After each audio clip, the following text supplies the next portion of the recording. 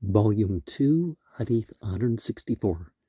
Narrated Amra bint Abdurrahman. A Jewess came to Aisha to ask her about something, and then she said, "May Allah give you refuge from the punishment of the grave." So Aisha asked Allah's Apostle, would the people be punished in their graves? Allah's Apostle asked Allah's refuge from the punishment of the grave, indicating an affirmative reply. Then, one day, Allah's Apostle rode to leave for some place, but the sun eclipsed. He returned on the forenoon and passed through the rear of the dwellings of his wives and stood up and started offering the eclipse prayer, and the people stood behind him. He stood for a long period and then performed a long bowing and then stood straight for a long period, which was shorter than that of the first standing. Then he performed a prolonged bowing, which was shorter than the first bowing.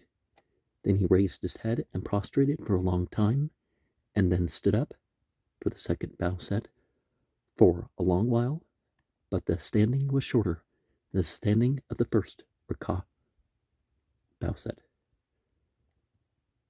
Then he performed a prolonged bowing, which was shorter than that of the first one. He then stood up for a long time, but shorter than the first. Then again performed a long bowing, which was shorter than the first, and then prostrated for a shorter while than that of the first prostration. Then he finished the prayer and delivered the sermon and said what Allah wished and ordered the people to seek refuge with Allah from the punishment of the grave. Now, when it comes to what comes through the people of the book and their altered and fragmented tradition, if it aligns with what came to the prophet of this age, it gives reason for faith, but we do not accept it merely because they have said it. And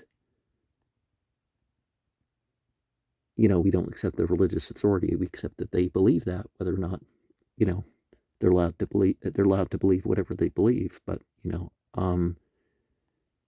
we also see the indication that even if a prophet intends to do something,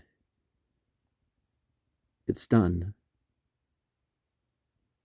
if God gives final permission.